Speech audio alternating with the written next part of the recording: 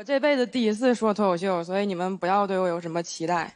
就别人对你期待，就明明你现在两个事儿你能都做，但你其实很难同时把两个事儿全做好，但别人就希望你两全其美。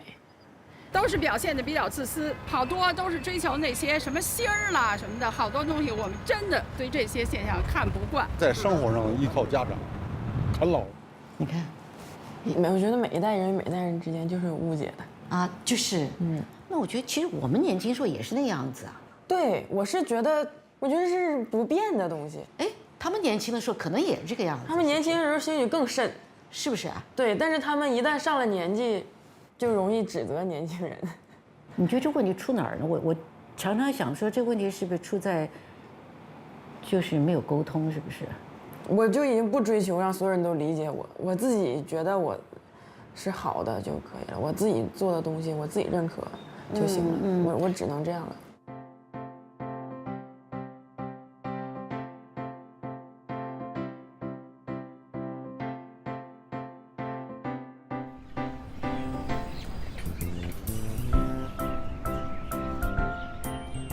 我和雪晴两个都是巨蟹座，你看我们两个走在一起就像两只螃蟹，可是我们两个都是壳很硬，内心很软。我原来呢，我报志愿的时候吧，想报中文系，我觉得我出来我以后就是个作家。小伙伴就劝我说，你就报新闻，一样的都是写字嘛。然后我上了1年，我就觉得好像我不太适合当记者，我老觉得问别人问题会给别人造成负担。万一就是他不想回答，对啊，或者是这个事儿，他没有那么想讲了，我就觉得是不是我在利用别人的隐私，在为自己谋名声这种感觉。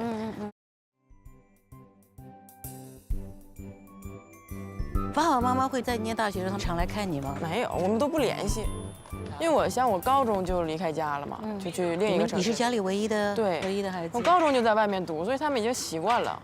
我爸我妈就是那种，孩子出去了，他自己会长大。18岁之前都把自己照顾得很好，那18岁以后那就更放心了。所以你跟父母之间的聊天也不多啊。他们会问一下我身边的人啊，说刘雨欣最近怎么样？然后说他们就不会跟我聊，可能他们自己也觉得不知道聊什么吧。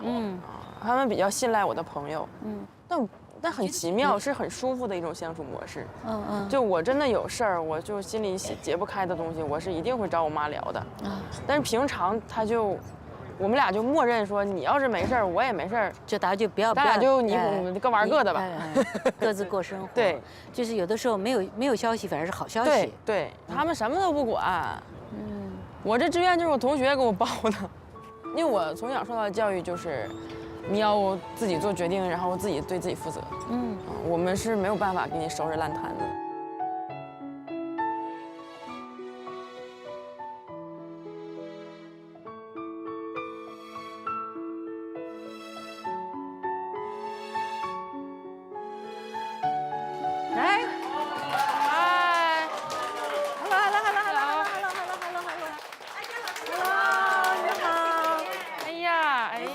谢，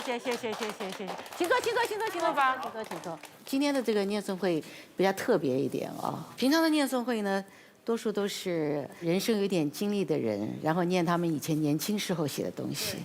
今天我们念诵的几位呢，本身就很年轻，你知道，那他们要念他们更年轻时候的文本呢，我就非常的好奇。我们有几个长辈在这里啊，我们作为聆听者，然后多了解一下年轻人想说什么，然后完了以后呢，我希望年轻人也听听我们想说什么。那我们第一个当然是是我了，是吗？那可不是雪晴，可不是你吗？行，一般的开场的任务都比较重。我来。好，你来啊。我今天念的这个是我写在2017年5月份的一首歌的歌词。这首歌的作曲是我大学非常非常好的朋友，他的名字叫石林。我来自铁岭，出生在一个非常非常小的小城镇里。然后这首歌表达的就是我们这些来到北京的人，跟我童年时的玩伴走上了完全不同的人生道路。就是写给他们的这一首歌。我现在念一下这首歌词啊。于米，是谁要走？江中告别声浪留不住他。谁停下？渔人船影从未离开过家。谁站在幽暗村庄，想找一朵相送的花？是谁等候端阳龙舟划过整个长夏？谁不见山遥水远，故乡秋雨滴答？谁沉默？声音尽头，远方那边是谁的家？再见面后，旧童谣留不下时光如沙。越长大，秋千越荡，模样越模糊呀。记不清何时寒暄过后，笑着说不出话。多年以后，渔歌故事随风吹散了吧？再无法芭蕉树下说着荒唐想法，只剩下挥霍过去真诚，笑着说谎话。欲买桂花同载酒，终不似少年游。谢谢。因为我没有听过这首歌，他是先写了，对他先有一个曲子，对，然后你是帮他写了，很快就写完后半部是？对啊，因为我对这种事情比较擅长。石林在哪儿呢？石林在北大读博士，还在读博士，对不对？按理说他应该可以来呀，他闲得很，我感觉。他很可惜他不能来，可是他们都有话要跟你说啊，真的？是啊，来吧。Hello， 雪阳，我是石林。妈耶，他是画了眼影吗？关于我们一起创作的一首歌《鱼米》虽然这首歌在北大已经变成了有点像老鼠爱大米的一个存在了。我之前其实知道雪阳可能对歌词最满意的是那个。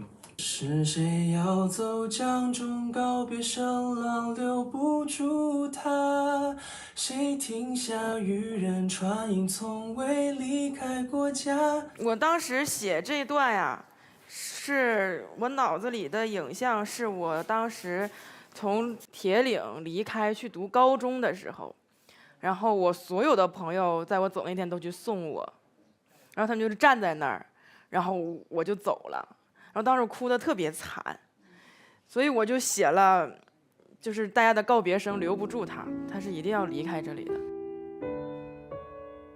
我始终觉得那些和我一起长大的留在那个小县城的朋友，可能是我一生最珍贵的朋友。特别感动的就是我一回到家之后，别人都会问，哎，你在外面赚挺多钱吧？但他们会说，你在外面很辛苦吧？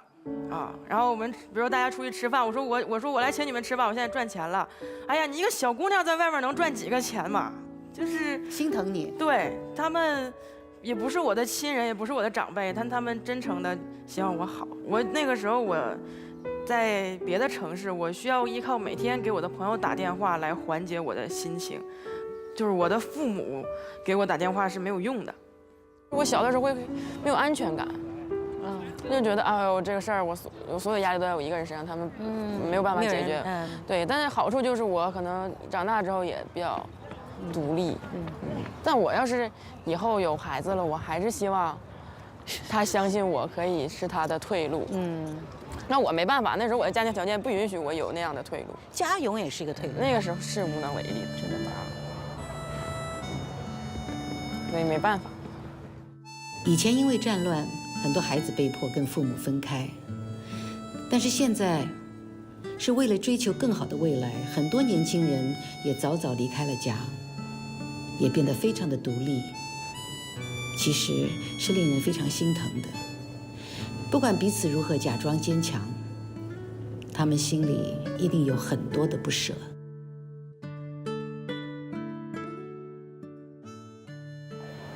是不是这儿啊？应该是就这儿了。对，就这儿了。门儿就这儿呗，开始了。换中。哇哦 ！Hello， 大家好，我们是不到5分钟。以前是常来，对，常来这种 live house。你是个傻瓜，却没人告诉你为什么一切一定要有意义。一无所有的我就抱你不可以蹦吗？真的可以蹦。年轻的时候就我不行，我不喜欢蹦，我就喜欢在角落里蹦。哈，在这里我就遇到了另外一个年轻人。他为了要追求自己的音乐梦想，要留在北京，一边念书一边练团，还坚持多打一份工。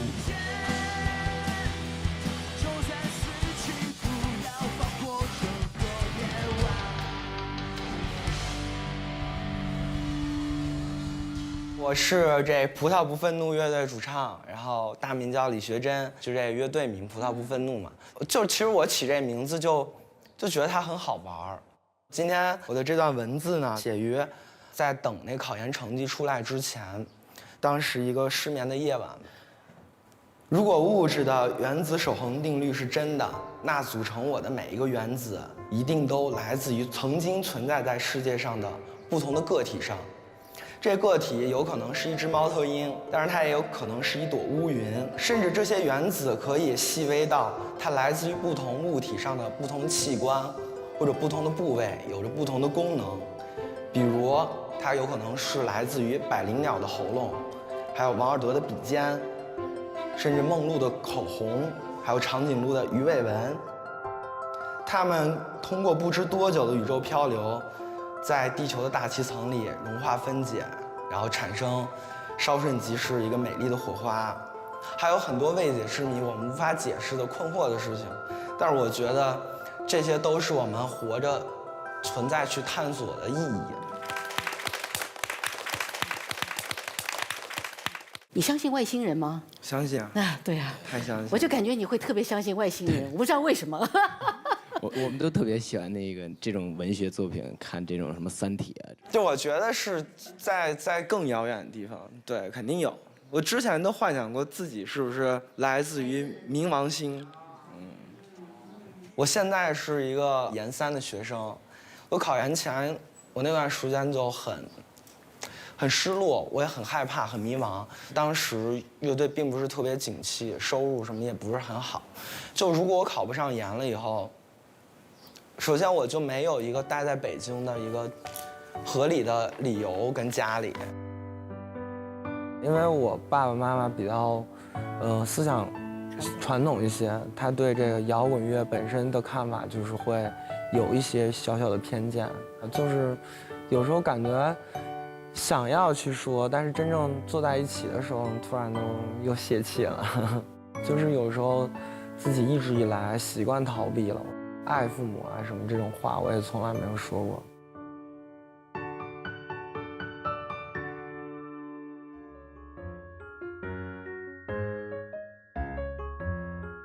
我觉得今天会好玩，今天所有的文本呢，其实都没有太久以前的。哎呀，这有一个妈妈写的，哎呦，爱人妈妈写的，祝贺你终于完成了应试教育。我现在写，你是个自由人啦。爱人妈妈写的，爱人如己，爱己如人。哎呀，这个很重要。我觉得爱人如己和爱己如人，通常有人只能做到一条啊。我就没有办法爱己如人，但我可以爱人如己。对，我做不到，就是对我自己像对别人那么好。但你对自己蛮苛刻的是吧？对，我对别人就是很宽容，然后也很舍得为他们做些什么事情，然后对自己就不行。这个是这个电竞哦，唱跳歌手哦哇，每天写呀？哎呀，真能写呀！是，天哪！12月18号第16天，一转眼离正式入营的日子已经越来越近了，困了，不想说了，晚安。Hello， 大家好，我是辉仔刘唐辉，糖果超甜。现在开始，请做好被我的活力和元气击中的准备哦。哎呀，今天讲的文本呢，其实也是和我小的时候一次和妈妈的经历有关，我要给它取名为《历史的痕迹》。因为这上面呢，不仅会有方便面，还有大蒜的味道，而且还有我妈妈隔着屏幕散发的恶龙咆哮。今天呢，我硬是考虑来考虑去，最终啊，还是决定告诉我妈老汉儿，我不去上学了，我想一直都打游戏，18岁的时候都可以去网吧打比赛了。我妈半夜3更就把我按在被子里打，妈哟，坏女人，不是个女人，张小红，我恨你！哇，这是大概是14岁。我是比较好奇，你妈妈有没有看过你这篇日记啊？没有，不能。啊 no！ 我的天啊，我。他什么都干不了了，觉得现在好可怕，突然灯一关。哎，我们给你只是让你看看你妈妈照片嘛，你不要那么紧张。哎呦，张小红心里一定很难受，你怎么这样对她呢？哎呀妈呀！我的天呀，真的是不放过我。好像你有骂我哟。我没有，我谁骂你啊？谁敢骂你啊？对吧？我听到了，说了，好可怕的张小红。不是这样的，但那个时候其实是这样的，就是我小的时候写的日记，因为那个时候不是跟你说我要打电竞嘛，然后你晚上把我按在被子里打，你那个时候什么想法呀？什么想法？就觉得你好不靠谱。我老发热，自己打游戏找了一个很好的借口。哎，那个时候就是有一点不太懂事，太自私了，没有理解你。其实妈妈真的在我的身边陪伴帮助了我很多。我们都要坚强。对，一定要坚强。多好的妈妈！是的，每一个成功男人背后都有一个强大的女人。哇，好，谢谢妈妈。妈妈再见，妈妈再见。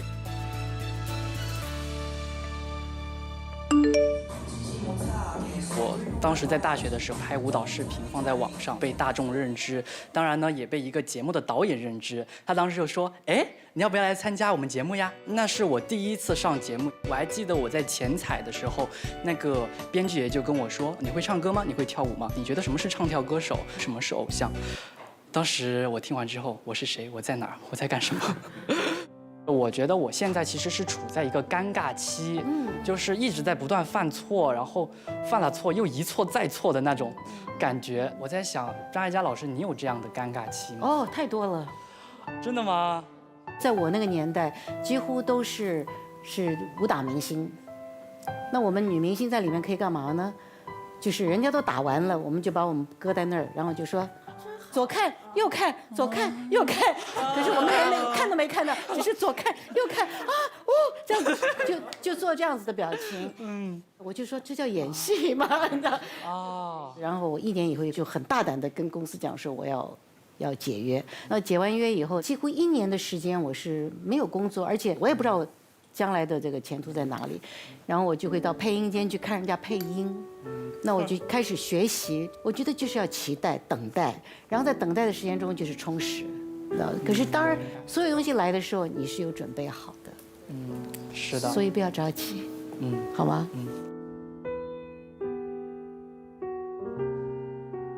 这是我24岁所写的，然后那个时候我进入电影圈大概有6年了。大公司有大公司的体制，对吧？就第一就是不让你谈恋爱的那个，所以我1年以后就跟他结约了。为了恋爱吗？不是，我觉得要自由嘛。现在还是很多的现象是这个样子。我说为什么在中国电影史上，几乎各个女明星都逃不出这个被安排好的命运？青春色相是最重要的条件，红的时候就要狠赚一笔钱。当你一逐渐发胖，眼角有第一条皱纹时，便赶快开始物色好丈夫。好丈夫，接着当然就是收山、嫁人、生小孩。从此之后，电影这一行就和你再没有一点关系和联系。如果婚后平安愉快，那是大幸；嫁后不愉快而导致离婚，也算是不幸中之大幸。如因婚姻不美满而自杀，那真是不幸，但却是件常事。谁会对电影明星的自杀而感到惊奇呢？你看，在我们那个年代啊，有这样子的事，我就是不太相信。就算是结婚，我也觉得不需要放弃。就是呀，还可以继续做。而且现在很多女孩都不这样了，是不是？对，包括现在很多女艺人也是，非常的注重自己的事业心很重，她们无心恋爱。其实那也不叫事业心，我觉得那个是叫做你觉得自己做那件事情还没真正做完，还没真正做好。尤其我那时候就演戏，我说我看那个时候，我看我们的前一辈像萧芳芳啊，他们正是最精彩的时候，怎么可以就这样就退休了呢？而且不应该是结婚和和自己的追求是矛盾的事情。是啊，如果矛盾了，那可能我觉得需要调整。在青春的岔路口，你做过最对的选择是什么？最后悔的选择是什么？我最后悔的选择是拒绝了人生中第一个跟我表白的男孩子。哦，写上这个吧，把这个写。那你觉得错过一次好机会啊？对，因为不是错过了一次好机会，就很遗憾。并不一定说这个机会有多么好，我们俩一定能怎么样，但是感觉。你看我反而是反过来，我是后悔太早结婚是吧？太早第一次的结婚。我未必会跟他结婚，但我不应该拒绝他。啊，因为确实他很好，我也对他也还挺有好感，但是我当时为什么拒绝他呢？就可能觉得要乖。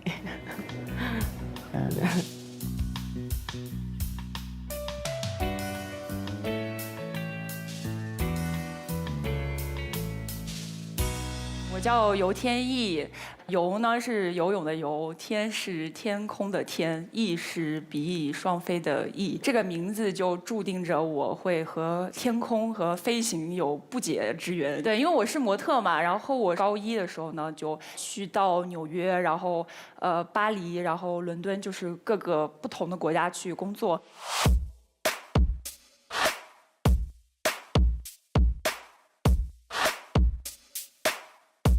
天意从15岁就开始他的模特生涯，10年后他已经成为了超模。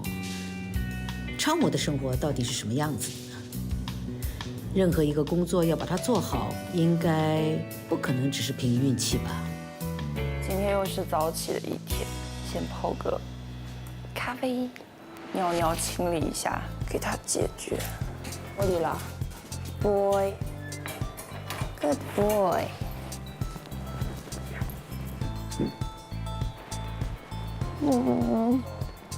早上好。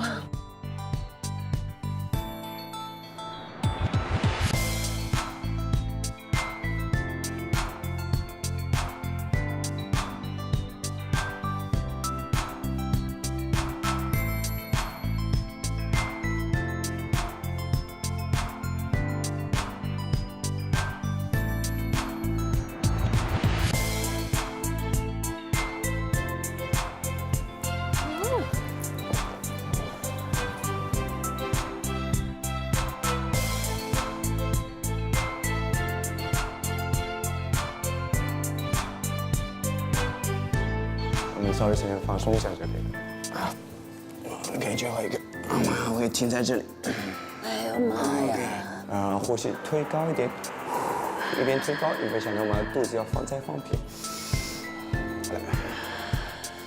我为什么要提议来做运动？右边膝盖推到垫子的侧面，让我们右手往上指向天花板。我不要当模特，我想问。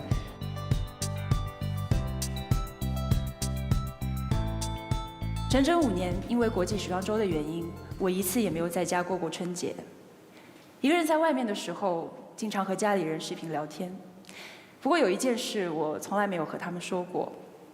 那一次是在巴黎时装，要穿一件束腰，3个人过来压着我的肋骨和肚子，拼命的要把束腰的拉链拉起来。结果拉得太快，一下子拉到我背上的肉，肉卡在拉链里，痛得我喊不出来。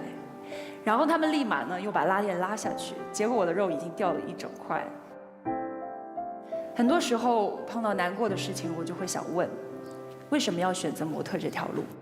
有的时候自己会突然崩溃，躲在纽约的模特公寓里，一边洗澡一边哭，怀疑自己，否定自己。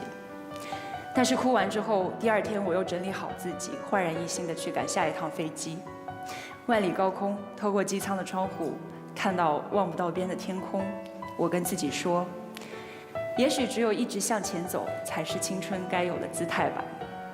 因为很难见到我一面，70多岁的爷爷奶奶学会了熟练的使用微信、微博。其实我很后悔那天教了奶奶一个短语 "See you"， 我追着她念，她嫌蹩脚，就一直没有念。也不知道是不是她原本就知道这个短语的意思。现在奶奶在做饭，爷爷还有妈妈也在厨房忙碌着。爸爸发来微信问我要不要带一碗酸辣米粉回来。我坐在阳台上，和妹妹2个人谁也不说话，安静地看着书。阳光将他自己放在我们的身上，和这久违的幸福感一起，悄悄地、慢慢地。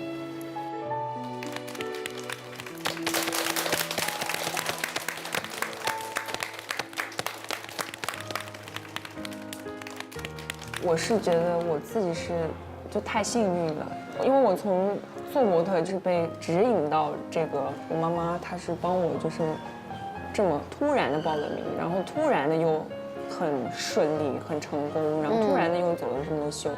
走到你现在这个位置的时候，你会不会也面对了说，哇，其实现在已经太多更年轻的一辈出来了，这可能也是一种压力啊，焦虑啊，就是每天都是在焦虑，就是可能被人家选择，然后又有后面的人在追赶，前面的人也是很优秀的。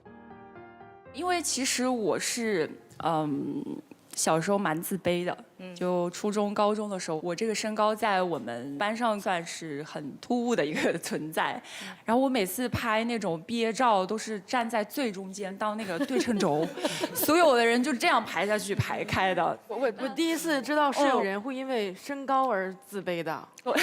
那我们那些像我矮谁矮谁自卑，你们那是谁高谁自卑？我叫天意嘛，然后有一个手机的电信的品牌是189，所有的人都叫我189，我当时就背负了这个称呼还蛮久的。但是后来就是因为我妈帮我做这个选择，我从此以后就这个自信的感觉就是尝到了。我去了纽约之后，我是妈妈跟着我去的。语言沟通起来，包括一些人文的差异，就是还蛮受挫的。但因为妈妈就是一直陪着我，虽然她也帮不了你啥，但是你俩在一起有安全感。对对，会让你觉得那份安全感是一直都在的。妈妈有话要跟你说呀。你去纽约的时候还不到17岁，有一次你在纽约拍完片回公寓，刚好那几天你又感冒发烧了，路过一个学校。看到操场上嬉戏打闹的孩子，你发信息给我说：“妈妈，我好羡慕这些每天上学的孩子呀。”看到你信息的那一刻，我突然觉得亏欠你好多，心想，如果当时我没有帮你报那个名，那你现在不也是一个每天无忧无虑上学放学的孩子吗？我常常会问，就自己发问，就是说为什么你把我带到就是进入模特这个行业，然后又要给我一些，就是因为之前因为一些原因啊，然后丢了很多工作。别看我说是做模特啊干嘛，就要走秀的时候是自信的那一个，但其实我不是很相信自己。亲爱的女儿，爸爸妈妈谢谢你这么多年跟我们一起分享了你成长的过程。让我们体验到了生命的美好。纪伯伦有一首诗中说：“你的儿女其实并不是你的儿女，他们借助你来到这个世界，却非因你而来，因为他们的灵魂属于明天，属于你做梦也无法到达的明天。我们希望你永远健康快乐，青春永放异彩，明天充满无限可能。”什么？哎。只有我知道这背后的秘密，我一看就知道是我爸给他写的。以前我会迷茫，以前我也会很迷失在前面和后面的这样子的一个互相追赶的这种境地，但是我现在可能状态是比我之前任何一个时期都好的一个状态，因为我相信我自己，我内心更坚定，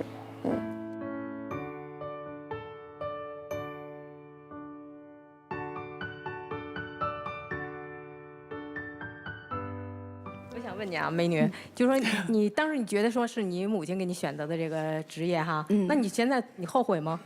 我不后悔，那就对了。对了，对，我妈好像也会这么说。你妈是为了你好，就是我真的很感谢我爸妈，我是每天都跟他们在家里的微信群聊天的，我啥事儿都跟他们说，因为他们是最相信、最支持你的人。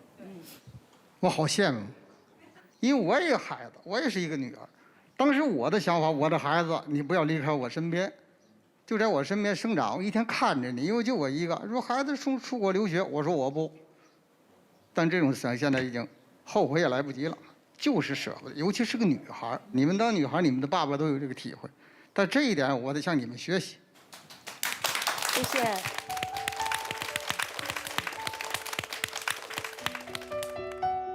我妈4年没有去北京看我，你记得跟妈妈分开那事？哇哇哭。你哇哇哭啊？哎呀，我特别想她。是的，这种时期过了多久才？那我很快就过去了。对。你交了朋友，就是我很快就过去了，我觉得没事儿，无所谓，我就玩呗。我的儿子14岁的时候离开家去念书，我送他走的时候，他一开始瘪嘴，没有哭，瘪嘴，他一瘪嘴，我马上把头转过去，哎呀，赶快走，你知道？可是好像2天以后他就忘了，很快，非常的快。是的，是的，我也是。我说我常常跟年轻人聊天呐，听你们的问题啊，你们讲的所有故事，可是你们有没有坐下来问爸爸妈妈说，哎，我也想听听你以前的故事，哎，你最近好像看起来不太开心，什么事儿？你知道有没有去反过来自动的跟父母去聊他们的事儿，有吗？有。你也没有对不对？你偶尔。那个是完全避开我，不看我。我以前也是一个就属于那种坏小孩的那种，在学校里边，然后也会，总打仗啊，然后不好好学习的这种。就是现在觉得父母年龄很大了，然后，跟父母在一起的机会也越来越少了。就我爸爸身体还是不太好，然后会有一些风湿啊那种病什么的。在赚点零花钱的时候，就会买一些膏药或者是。给我妈买的化妆品啊，然后给我姐买的那种，就是像笔记本一样的一个挺高级的一个东西，反正挺贵的。那他们开心吧？特别开心，就是说那个啊，你终于长大了，不像以前了，怎么样，就是还是很欣慰的。好，谢谢你。我好像除了能在我闲下来的时间给父母打电话以外。我并没有做到其他的，对陪伴他们的时间。对，就会很后悔。我记忆最深刻的一次是我一回家，我妈给我做了一碗面，做好之后我和我爸在餐桌上吃，我妈在厨房忙活。我一般都是低着头吃饭。可那天我瞟了一眼我爸的这个鬓边有一点白。那个时候我爸才40多岁，就觉得，就是感觉自己确实在成长，但是。自己成长的路上却缺少了一个最重要的人在你身边，并不是去责怪他，而是在责怪自己。我没有去陪伴我的父母。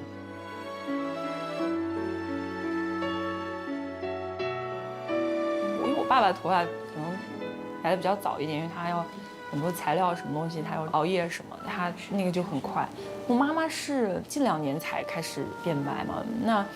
是很久没回家了，有一次，然后回到家之后，他做饭就端菜过来的时候，然后就哎，我也是看到这一下，所以那个男孩讲那一瞬间，我就瞬间就是那一幕在我眼前，我一下子我就又接上。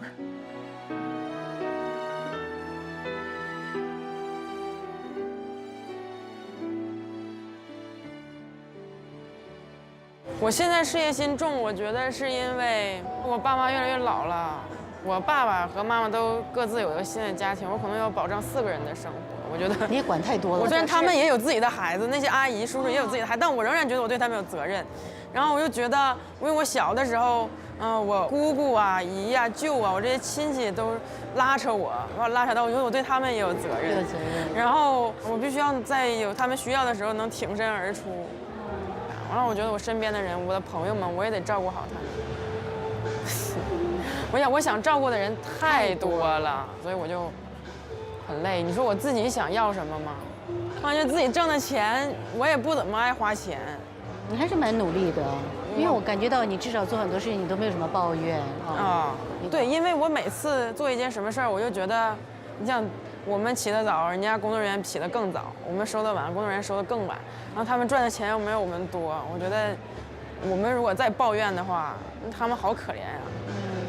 挺好的女孩，你是个好女孩。我可不咋的呢。可应该找一个好。可不嘛，我应该找一个好的男人。真的。而且我真的会非常的对我的另一半好。好，哎呀，我这时候就这么好看呢？真是啊，你看，我跟你讲，就把这个呢，就没事就挂在你的那个你最常看到的地方。但是这个照片里所有的人现在都胖了，真的，这个照片都是我们所有的人最瘦的时候。对，对呀，那都是年轻的时候。对，现在这个六个人没有一个是瘦的。长得挺帅的呀。帅的。结婚了吗？没有。哎呀，我这个朋友是帅的。是啊。对你好不好？好的，我们两个很好。那继续好好的。别只叹气了。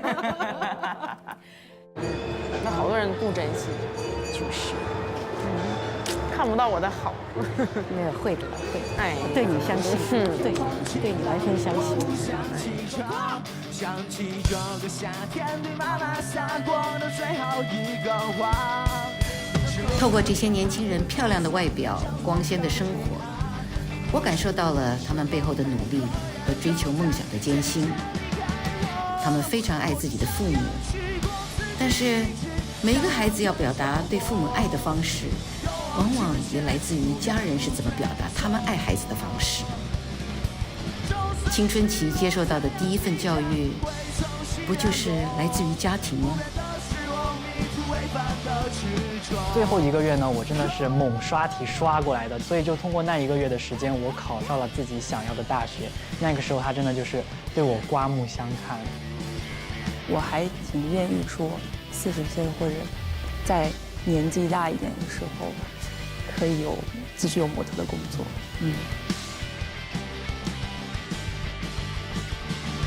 下次请父母到北京来一趟，请他们看看我的演出。太重要，永远忘不了的是你们感情，你俩的微笑双手。害不害怕很多人把你当做是一个可以去追随的一个偶像？我怕，就是你们可以喜欢我，但是你不要学习我，因为我很怕我身上有一些做的事是错的，完人家学了，人家学错了怎么办呀？我觉得是你要追星，你就得从你追的这个人身上学点好的。真正的文化的这种继续延续，是不是就越来越都短暂、都很单薄了？我觉得不会，我觉得只要有人在做，坚持做长的、漫长的、需要耐心的事情，就一定会留下来。你这样讲，我就放心了。会的。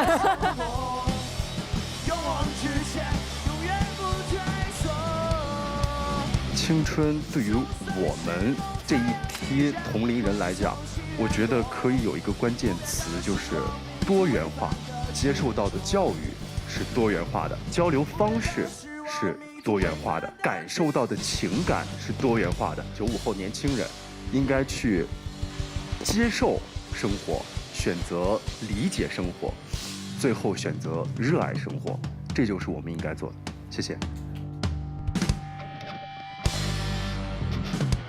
今天我们的现场来2位特殊的嘉宾，然后我想说的是，张艾嘉老师，不仅我的爸爸妈妈喜欢你，我们都很喜欢你。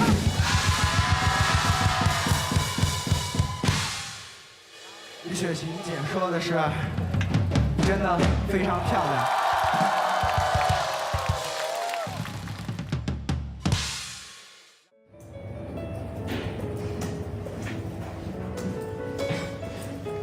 张姐在给你写祝福啊。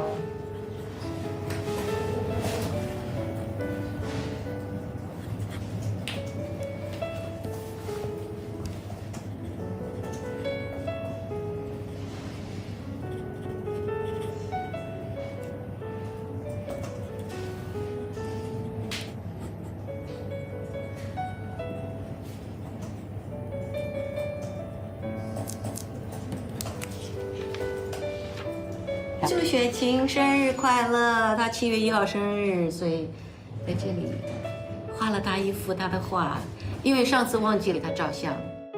我们俩邻居了有10几年吧，跟黄玉邻居，对，他们那时候多大？50岁。所以他看到你的时候，你还是个小伙子。对，我刚读完书嘛。哇，你看，他上一次跟张国立老师念黄老的诗，信，他写给曹禺老师的那封信。曹公，曹公，你是我极尊重的前辈，所以我对你要严。我不喜欢你解放后的戏，一个也不喜欢。所以那也是我的人生巅峰。之前其实我对黄老师的了解特别少，也是通过妈妈，她是他的超级大粉丝。妈妈的问题都是她现在还抽抖吗？然后或者说她现在还飙车吗？一直走啊。好嘞。您这会儿即将要见到黄老师，什么样的心情？兴奋啊！这都是属于就是国宝级的了，这个见一面简直就是太难了。马上要见到一个从14岁到98岁还在坚持创作的老人，怎么会不兴奋呢？您今天想买什么样的花送人黄老？因为我想选一些比较特别一点，就是不是你常看到的一些花。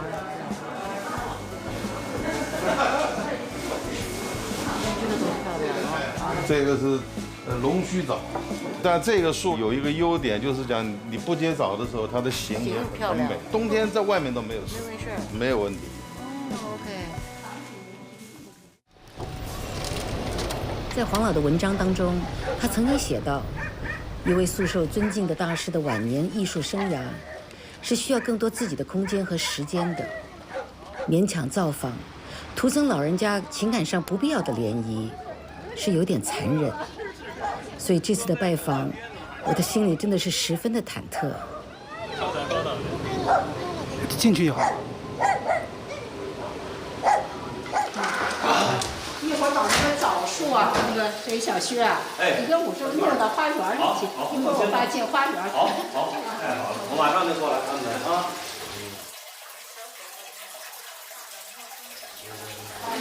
黄老的家里有22只狗，12只猫，可是黄老是这些猫猫狗狗的最爱。我们一开始就讲好了，第一次见面呢，我们大家先聊聊天，千万不要惊动到老人家。所以我们的导演非常的紧张，就错过了我和黄老第一次见面的历史镜头，他只拍到了他自己的脚。那你们去的时候跟他说了没有？要拍一个东西，要做。我们有说，那可是他有讲说，第一天我们就先聊聊吧，聊聊天吧。聊了再说，是吧？对。可是后来他真的是慢慢，他觉得我们是尊重他。他聊了大概1个小时，他说啊，你随便怎么拍都可以。这是我多年前从香港的报上读到的，在爱的国度，没有谁对不起谁，只有谁不懂得珍惜。我怎么这么好？我当天看到这个报纸，我赶快把它抄下来。因为看我就觉得我自己像个小学生一样，就听他讲故事呢，就是简直是对，确实好，好听。他说什么故事里边你都可以，他说什么都好听，就是真是说什么都啊好听。我跟你讲，他记忆力又好，每个人发生的所有的小细节他都记得。你将来可以常常来你们聊天啊，有空就来，不讨厌的话。聊天多好。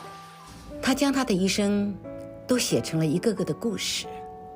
那天，他跟我们大家讲的第一个故事，就是他的初恋，第一次，也是唯一的一次。旭子所在的明教馆来了一位年轻漂亮的广东姑娘张梅溪，成为了所有人瞩目的对象。有一天，张梅溪在楼下试唱，在屋子里做木刻的旭子赶紧下楼来到后厅，贼似的站着一动也不动。他完全想不到，这个广东妹仔还有这一手，居然唱得那么讲究。真好，这么好，这么好。我在刻木刻，听到巴哈的圣母颂，我才赶下楼来，正好是波涛开始。我怕打扰你们，一直不敢出声。Miss 张，你唱得真好，起初我还以为是收音机。我听你吹小号，你也学音乐的，贵姓？张，我刻木刻，喜欢一点音乐而已。木刻？是的，木刻，什么是木刻？用木板子刻出的画。为什么要用木板子刻画？对不起，我不是有意的。不是这个意思。我楼上小火炉子做了一壶水，我怕干了，我上去了。谢谢啊，谢谢。那你觉得是不是一见钟情呢？这个肯定的。梅西阿姨年轻的时候应该非常漂亮。非常漂亮，是啊，是非常漂亮啊。在七站区，约翰谋那里，他的大姐夫是做通讯兵团的副团长，管通讯。那我呢就在寻乌县县城一个报馆评办，用日本人打的评办。那么那个评办的社长啊，跟我好，我就在他寄居在他那。那么离我这位女朋友有70多里，我都来回走。最后一次，我走得很晚，到黄昏才到。忙着跟我炒饭呢，炒鸡蛋、炒饭。他们家里，他爸爸是打仗，是个将军少将，家里就叫那个第三个老婆是丫头收房的，就看着我们，连着我把他带不好，就守了一晚。第二天再见，他站在山上红线。战局日益严峻，每警报响起，大家会选择躲在桃江岸边的树林里。原先大家都是躲在一块儿的，后来旭子和梅西会悄悄地躲在别的地方。他们早已选定了一个落脚点。可惜，要是买个泡着铁观音的小热水壶，顺带一对小茶杯多好，我们就可以把话讲得长一点。你忘记了，我还要上下班，还要回家。我只是说如果的话。要讲如果，我真希望有个窝，像这样子的，没有人打扰的。问你个问题：假如有人爱你了，你怎么办？这要看是谁。如果是我呢？你为什么现在才问？你问，我早答应了。这是一种宇宙默会，问不问其实关系不大，你说是不是？怎么关系不大？你爱我，我怎么晓得？我有点害怕，这方面我没有经验。你怎么好说经验呢？他用鼻子擦旭子下巴、脸和耳背后，细细长长的软草，照着阳光，叫做窝，也未尝不可。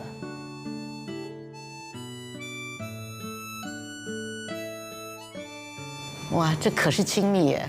哇啊，这个太甜了。那什么叫宇宙默会？对，什么叫宇宙默会？可能就冥冥之中一定会有一种认可的东西吧，或者以现代人理解叫默契，或者是缘分。我不晓得那个时候，你觉得在那种有战局的时候啊，大家对爱情的这种感觉是自己很清楚，是说我想要有一份爱情呢，是有一个伴呢，还是真的是爱呢？因为我像我爸妈也是那个时候是抗战的时候，是我爸爸空军嘛，就勇敢就跟着就走了嘛。这些空军根本就是一上天，你也不知道他什么时候回不回来。可是他们爱了也就愿意，你真的没有想那么多，大概啊。那个时代是不是就是这自由恋爱是刚刚有一些提倡，所以会不顾一切，特别兴奋，老觉得这个机会不表白就过去了，可能又不像现在，什么手机乱七八糟，时时刻刻都可以见，需要勇气的。你觉得现在年轻人在爱情方面会有遇到一些什么样的困难？我觉得最大的困难可能就是三观或者说是看法，对那个爱情的看法不一样吧。我觉得应该是结婚成本高吧。现在好多人，就是我朋友结婚的都说不敢结婚。爱情上遇到的困难，那可很容易克服。怎么克服呢？很容易。但是他们俩遇到一个困难，就是梅西阿姨家里是大家庭，然后因为梅西是读书的人嘛，他知道这些规矩，对。两人恋爱后，梅西的家人看不起这个穷小子，提出了强烈的反对。梅西十分苦恼。我二姐已把我许给她丈夫的同学了，他们都在美国麻省理工学院上学。她要死要活跟我算账，说已经答应人家了，没脸见人。你跟她丈夫的同学见过面？那算什么？指腹为婚也要看指谁的腹。你姐姐的那个肚皮做不得准的。你想想看，这跟你有什么关系啊？好烦，我每天都要回家听他们吵。正好，你就对他们说，再吵我就不回家了，我就跟张穗子走，看他们还敢不敢吵。万一我们分开了，怎么办？这一辈子，我不信会分开。别人让我们分开呢？别人算什么东西？我们是我们。真分开了，我会死。死面前，好多活路。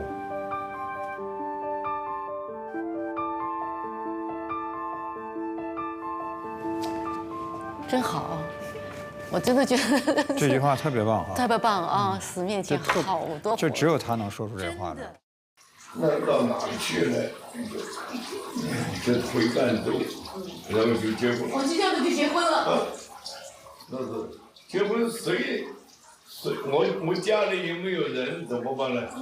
就把两个当年的老朋友，漫画家画三毛的张乐平，还有个陆志祥，那是做主介绍人，那边的也很多朋友。我们常常讲，他真的有那种汉子，就是说，哎，这就是我的责任，我就做了，啊，怎么样，往前走吧，不要怕啊，就他完全没有觉得任何东西会阻挡他，特别的直觉，特别的对任何事情都充满了希望。你看多少的人一想到说，哎呀要结婚了，我没房子，然后我要养这个家，我这个要生孩子，孩子念书，想8000个问题之后，什么事情都做不了。但之后他也要愿意下定决心去面对所有的反对，跟后面一定会来临的这些困难，那他也要有这样的勇气。如果碰到像这样子一个男人，我想。女人是有勇气的，我觉得只要男生够肯定，女生是一定会很勇敢。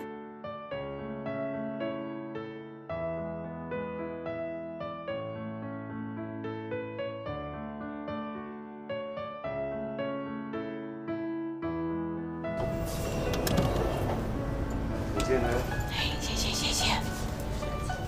在这儿啊，我们要等一下，因为他正在上海的前沿，这个情况下进去人他就会断了，所以就差一点。这里你可以看一下，真的好。你看这张啊，这是他90岁的那个展览，哇，就说要有一张功夫画，就是他画的有意思之处在哪？他没有这么大的桌子，他在这，他是卷着画的。但他已经有这张画在脑子里，所以他一边卷一展开就整个一点都没有。就是哦，这很厉害啊！他这个精彩，真的是啊！你说现在连那种细节，他都是这样卷着。对，他就心里有没有搞就是嘛。这也是因为他多年来都画这个东西，那个成熟度是太了不起了。我刚刚写完最后一个字。是啊，看到了。上洗手间，然后你们就来了。我看了一遍，前面是字大，后面小。这个是上海的木刻展览会的前言。我的200-300块木刻，是几十年的，从小到现在的木刻，居然在身边。您到处背着走啊？大部分是背的，你不背的不行。但是有时候放在朋友那里。解放后，再把它收都能够集中，真是不简单。你每天工作多少小时？不算，没有算，反正早上起来就工作。早上起来，该办的事办完了，然后就写，主要写小说，画画不管，画画是有想到了就。不讲时间。今天呢，有好几个年轻人要问您一些问题，好不好？说。你看啊。Hello， 黄导您好，我是一名艺术爱好者，我非常的喜欢您。现在在人生中啊，经常会遇到一些让自己觉得特别艰难的时刻。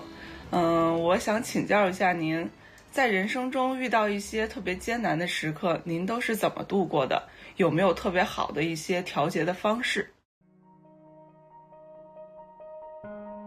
我是自己培养自己，自己把自己养大的，读书也是自己找书读，是吧？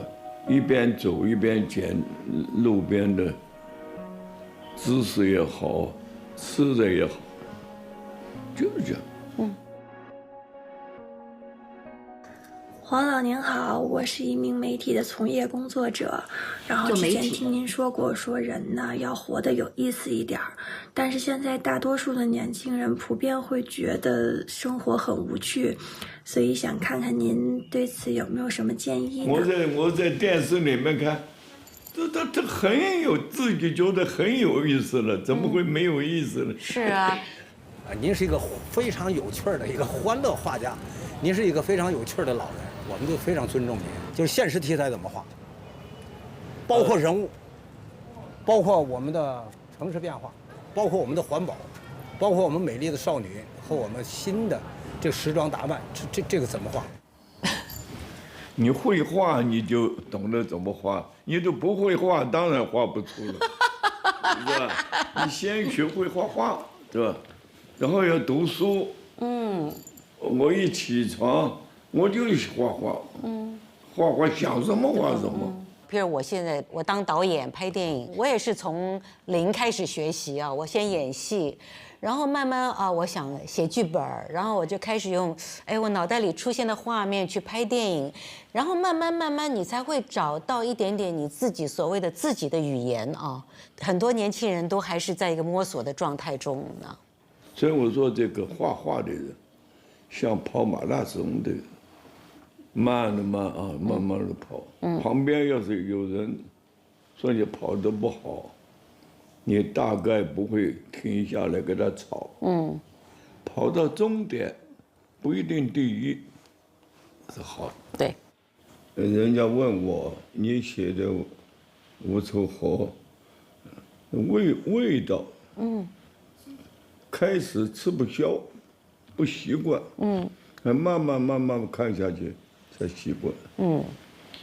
我说我很简单，我在考虑一个问题放在书上的时候，写不下去了。然而，但是啊，什么，不用它简直下不去了。这个时候怎么办？我就想到家乡的思维关系。为什么家乡？讲话没有然而但是，他能够整句意思能够出来呢？节奏关系。所以我的书里头没有然而但是也，而且呀什么都没有。所以呢，人家问我说用故乡的思维，碰到钉子。是不是有的时候是方言？是更容易，是的，是不是啊？它是单纯，这是沈从文哈，沈先生，他们都是那个地方对乡土的那些东西，就是好像是与生俱来，骨子里的，就所有的思维都会从这块而来，这挺有意思的。包括那边说是出这个土匪，出这湘西吗？对啊，所以他这个打架呀，像这种彪悍都是这么来的。不管是你带着这个习气也好，或带着这个养分也好，或者是你一直想着我要脱离那个地方，然后以至于一辈子在跟这件事情做对抗。王老师，其实没有什么不好。对，不是我讲所谓的讲都是相对的，对。那天我问黄老，我说黄老，如果说你选一篇东西让我念的话，你想会念哪一篇你写的东西呢？他马上就只能那边那个邵栩美，我写给邵栩美的那个讲邵栩美的那篇东西，就是可能对这个人，因为这个人跟他是完全不一样的一个人。中国新文化历史上没有人代替的。真是委屈、善良这么一个人。在国外帮助很多文化人，徐悲鸿、徐志摩这一帮来往的朋友。自己办的漫画杂志，让这个漫画家的活动真不得了。解放后没有人理，拿了一个碗。见这个见都是以前他周济过的朋友，不理不见。然后见到倒霉的沈从文，沈从文就带了他到处流离沙，到处卖呀什么。最后是沈从文把他送回上海。我在家乡写了一首诗，很短很短。我说下雨天，谁不小心踩碎一只蝴蝶？下雨的石板路上，谁踩碎了一只蝴蝶？彩色斑斓的在石头上，所有的人都不注意它，也没有管它。生命的残渣紧咬我的心头，告诉我，那狠心的脚现在走到哪里了？还有在家里等他的妻子，那个蝴蝶的妻子在家等。不敢想，另一只在家等他的蝴蝶。后来他女儿跟我们有来往，我就把这个画了一张画送给他女儿。这个人我来找。我当年在上海，也没有看他。没有看他的原因，很幼稚，看不起。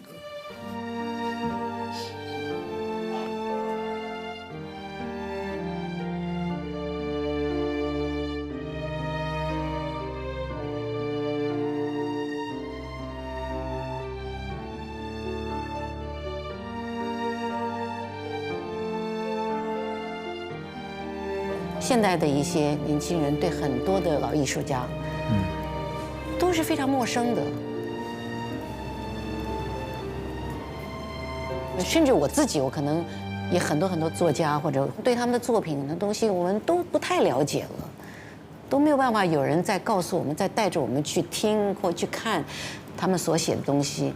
那像这次看黄老写的东西，你就会觉得说是看不完的。对，而且特别智慧啊。就是，而且他那种态度是令你惊讶的。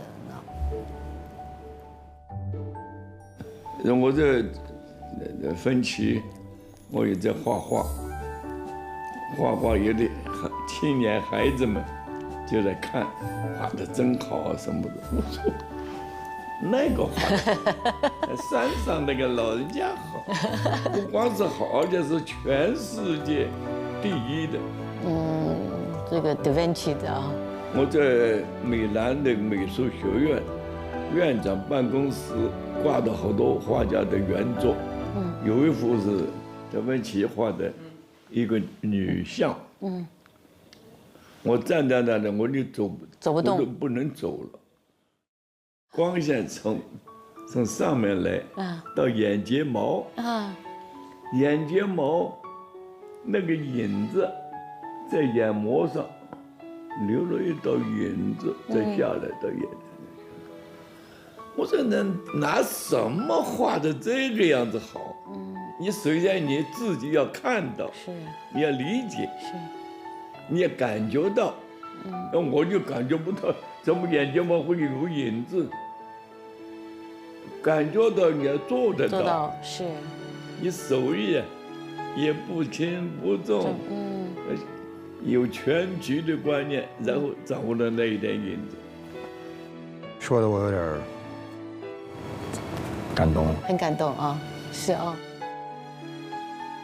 他给我讲过一个他的故事，就是到黄山，他就去做写生，然后呢，他就说每天在一个山上那儿画，然后他有一天就来了个女人，大概是中年人，就在那儿看画，画完了他也没注意走，他每天都来看，后来两个人就搭讪，就说起来聊天，后来就留了个地址。过了很久以后，这个女的给他来了封信，就说我要感谢你，你救了我。他到黄山是想自杀的。看了黄先生的画以后，就觉得生活其实是很多东西是非常美好的。你想，他那个画一定会给这个女人有看到睫毛那个光的时候那种感觉，那一刹那就打到那个女人心里了。否则的话，一张普通的画不会有这种感觉的。咱们是现在回想，对吧？就是有些东西让你改变意念的时候，一定是那束光。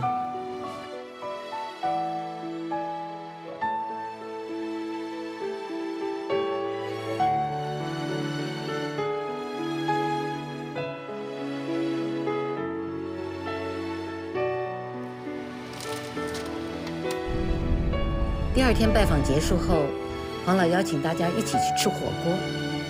他说他最喜欢毛肚。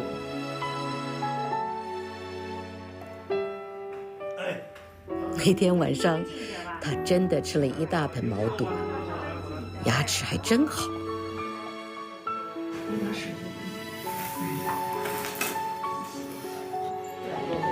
先来点白酒。我们吃我，鼻子我们出来。我试一点啊，看是不是那样。闻这个味道挺好。黄老坚持吃饭的时候不能工作。我们两位年轻人坐下来吧，我给他们拿下来。对，坐下了，坐下了。我先给他们拿。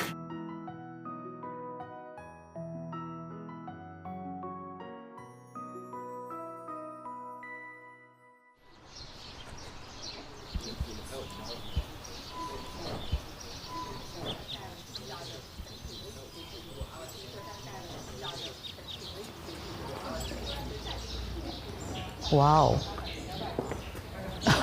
这里应该算是工作室了。老人家用的画画的东西。这是画案。那他就在这上面工作的时候，对，在这上面画画。然后这个现在这个墙上这是一张画，他还没画完，画了7%-80%了吧？这几块是好的金丝楠木。是苗子伯伯写的字，当时站在桌子上写的。OK， 给他写。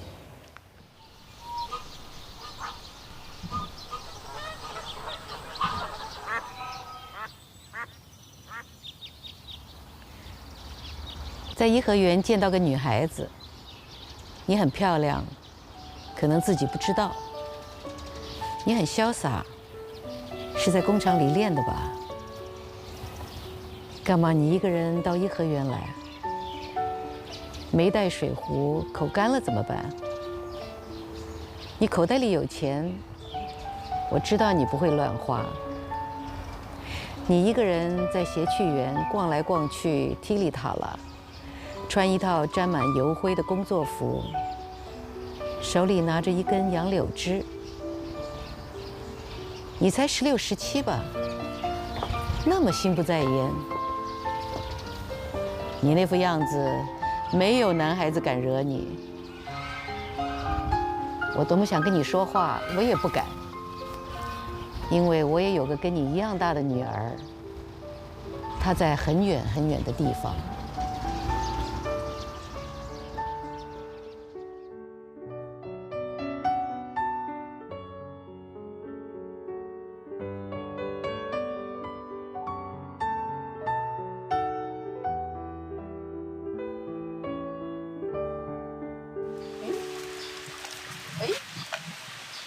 把爷爷，哎呀，烧了，照顾这个。你看在爷爷那儿呢，你趴下嘛，大哥大趴下，哎，趴下，哎，你看爷爷呢，爷爷是轻轻的，轻轻的，哎，不能使劲，哎，轻轻的。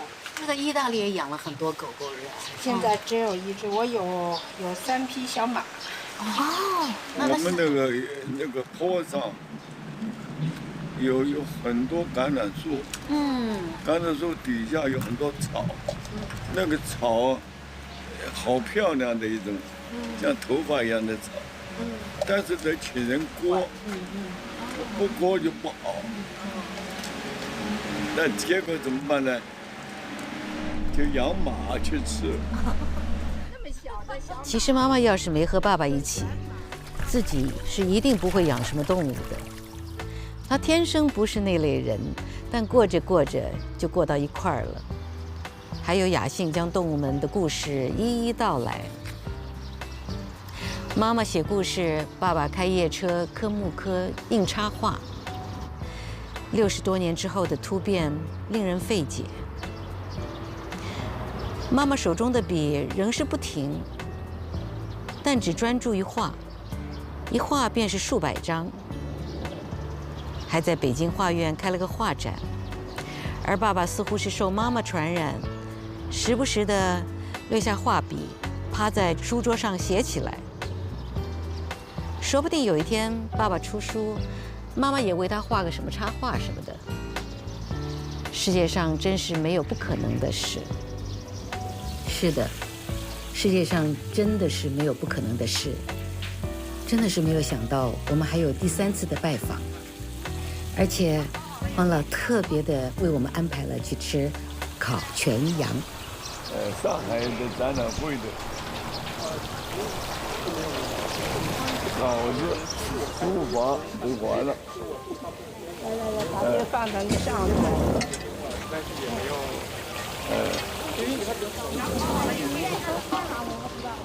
那个我从日本抱着回来的，我是够沉的了。30年前，今天好了，今天怎么泡茶？说到喝茶，他以前在文昌阁小学教员准备室，从来就有2把给先生预备的洋铁壶，烧出来的开水总是有股铁锈味儿。在文昌阁做过先生的都会难忘这个印象。不知道现在还用不用洋铁壶烧开水泡茶？大家，哎，你看这把茶不用了，是坏哦，所以拿来就真用了，就这是其中一件。这画的是谁？他这话说这漫不经心的。上面都写的就是爱了你把我怎样？然后画了以后觉得好玩儿，所以就画100多个茶壶。你是不是也有演过谁？我是宋江，这里面有宋江。凡事酒醒才清楚明白。来了，武大郎。你试试，没有枪，没有炮，敌人给我们造。这个是不让展览的，展览不能展，好多人在小便。小便。这个拿出来，大家都会喜欢。这多好啊！这是蒲公英，哎，这个也美。哟，这个好美。这个好美哦。这个是要想，同时要知道这个陶器的它能够表现你的线度。你比如那种完整的那颗壶，你怎么的画呢？它的透明要有一个立体感。是，很美。那个做起来也很过瘾。反正是要开心就特别开心。是吧？我们今天应该还是请壮的导演念他那一篇东西做结束。他是有一个什么代表团要出国，然后呢，让黄老呢画一张凤凰涅槃，他就用了1个月时间就把这张画画出来了。画出来以后呢，这团长呢就跟这个黄老说：“您给我找一个简单的解释一下什么叫凤凰涅槃。”他就认为这件事太容易了，他就回去找了词源、词海、中华大词典、佛学大词典、人民日报资料室，整个北京城连和尚的方丈都问到了，没有一个人知道说得出来。他说突然间就把他难住了，3天的事情，他就想起钱老师，就钱钟书，然后他就给他打一电话，他说：“钱先生平时绝不敢打扰你，这一番我顾不得礼貌了，只好搬师傅下山。凤凰涅槃我查遍了北京城，原以为是容易事儿，这一趟难到我了，一点根据也查不出来。然后呢，钱先生在电话里就说了以下的这些话，真是学问人。凤凰跳到火里再生的故事，那是有的。古罗马钱币上有过浮雕纹样，也不是罗马的发明，可能是从希腊传过去的故事，说不定和埃及、中国都有点关系。这样吧，你去翻一下中文的《简明大不列颠百科全书》，在第3本里可以找得到。你看看这是什么学问家？他说我马上找到了，解决了所有的问题。然后呢，钱先生过世以后呢，黄先生给钱先生写了一首诗。哭吧，森林。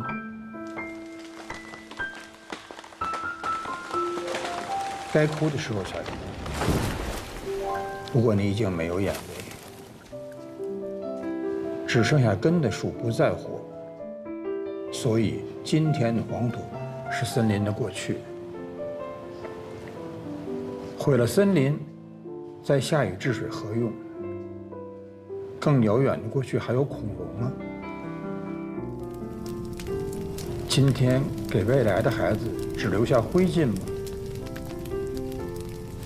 孩子终有一天不知道树是什么，他们呼吸干风，树，未来的传说。那一天，如果还有一种生命叫做孩子的话，这句话太厉害了。看黄老写这些东西的时候，当你发现他确实在你生命里跟你有关照。你会觉得挺感慨的，真的很感慨，就是教育的问题。这个教育确确实实是，你像黄老啊、钱老，他们都是教书，其实都是在做教育，是生怕这些东西流失了。流失。而且我也是教书吧，后来也算是教书，也是越到后面越觉得教书真的重要。我觉得除了教书之外，还有就是我们自己留下来的什么东西，就是我们自己的作品，我觉得也是一种教书，你知道吗？就今天我们坐在这里讲的话，其实你只是用另外一种方式也是用不同的方式去传播一些东西，去传播。是，当然是。就像中央党员讲说，传播的重要性是，到底我们留给下一代或者留给现在的孩子，那要鼓励他。其实你在做的事情跟他在做的事情是一样的。我想做的事情就是传递爱，就让很多没有我这么幸运的人一起感受到更多的爱。对。可是会不会有许多现代的有些人会觉得说，哦，你好奇怪哦，你讲的东西有点哇，你好唱高调啊，你是挺好的，你就没事就跟他们说，他不接受你也跟他说。对，我就是说我身边的那些朋友就是被我说对了。对，我有很多特别棒的朋友，他们都是被我说到志同道合的。就本来我们可能不是一条路，但说着说着，我们就开始慢慢的，大家都是一条心的，想要一起做一些这样的事情。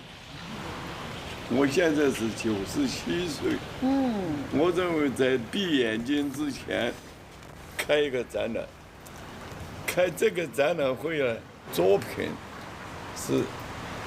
是所有的同行没有见过的，我要很认真的来做这件事。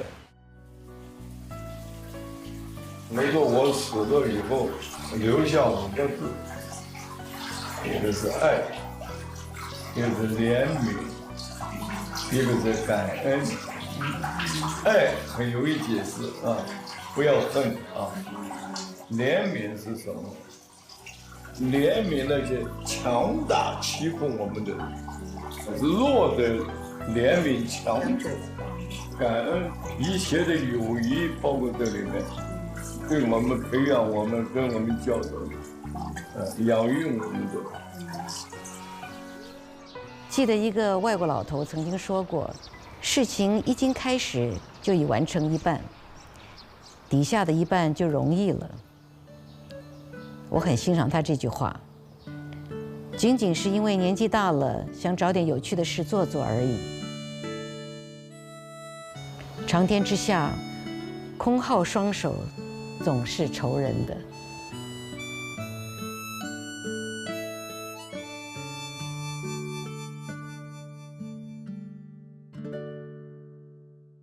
您觉得青春是什么？青春啊，青春。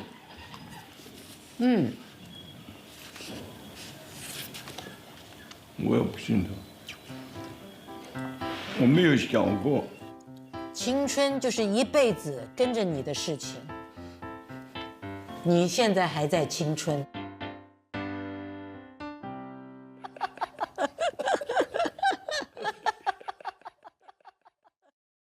如果能到90的话，可能跟朋友一起经常见面、聊聊天这种。90岁的时候，我希望避世的那种感觉。到老了能有自个儿喜欢做的事儿，我觉得这挺好的。跟我老公在海边散步吧。可能不在了。跟我的后代一起在一块儿。90岁我还活着吗？可能在养老院吧。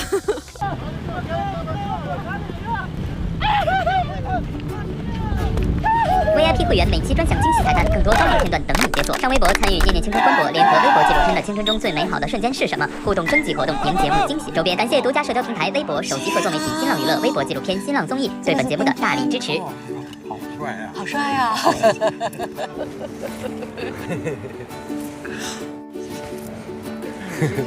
大家好，我是丁之珍珠。